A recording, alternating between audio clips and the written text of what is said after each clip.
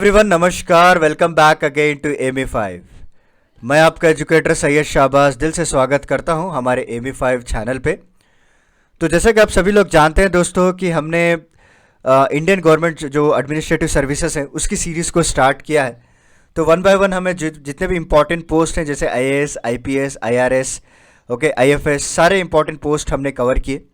तो उसी सीरीज़ को कंटिन्यू करते हुए आज का जो हमारा टॉपिक है वो डील होगा Indian audit and account services के रिलेटेड दोस्तों। जी हाँ, जिसे हम IAAS एग्ज़ाम भी कहते हैं।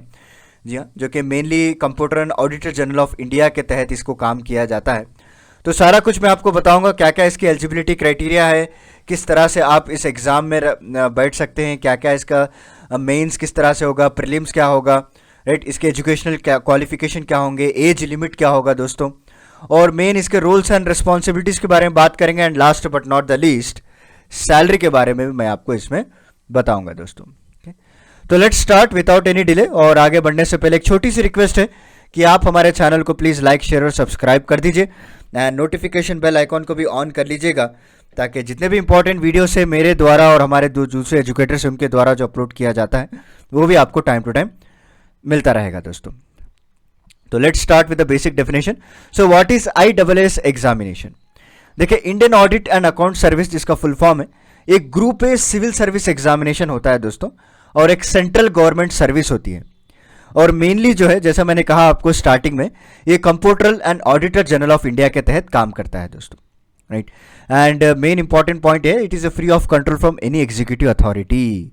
ये यहाँ पे आपको नोट करना जरूरी है कि ये कोई एग्जीक्यूटिव अथॉरिटी के अंदर काम नहीं करता है। It mainly works under the CAG, that is computer and auditor general of India.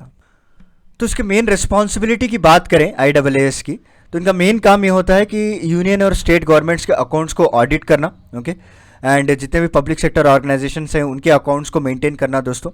And they are also responsible for auditing the accounts of union, state and public sector organisation, okay.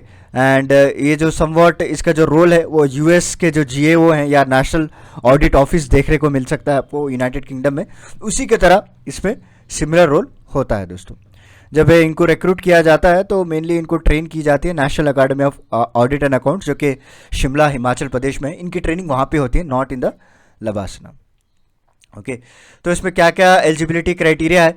पहले अगर nationality की बात करें तो you should be the citizens of India and subject of Nepal, subject of Bhutan, okay, और एक Tibetan refugee जो India को आ चुका है बिफोर 1 जनवरी 1962, तो वो भी इसके लिए एलिजिबल है दोस्तों। एंड मेन बात इसकी एजुकेशनल क्वालिफिकेशन की बात करें, सो पहले जो है आपको 10+2 तो क्लियर करना ही पड़ेगा विथ मिनिमम 60% मार्क।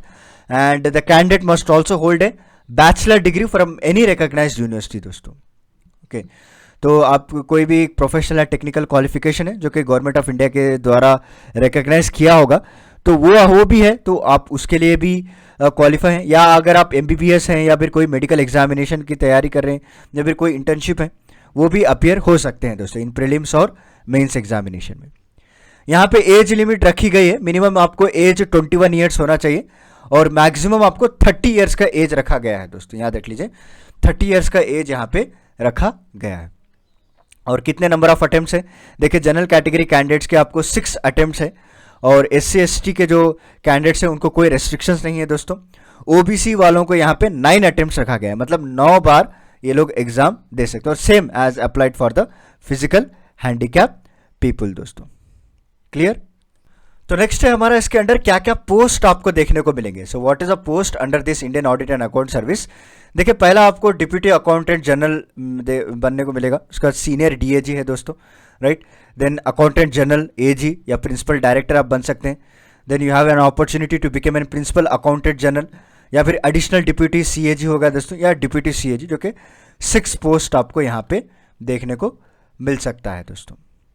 तो अभी इसकी एडवांटेजेस की बात करें when compare to other post, जैसे कि IAS हो गया या जितने भी दूसरे पोस्ट हैं, अगर इसके एडवांटेज बात करें, देखिए, they are not public figure like other IAS की बात करें, there is no political interference भी कोई नहीं रहता है यहाँ पे।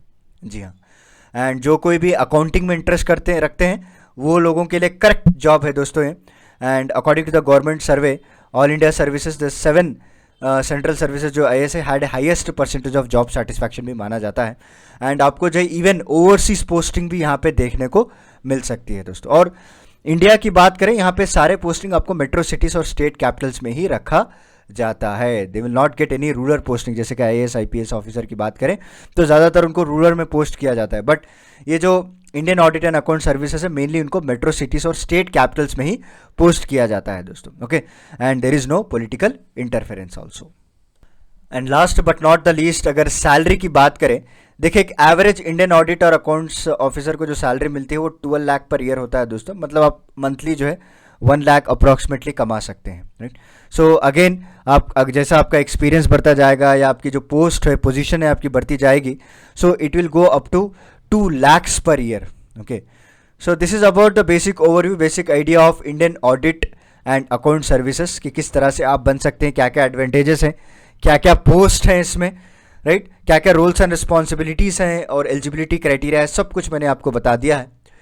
तो उम्मीद है आपको थोड़ा बहुत बेसिक आइडिया लगा होगा।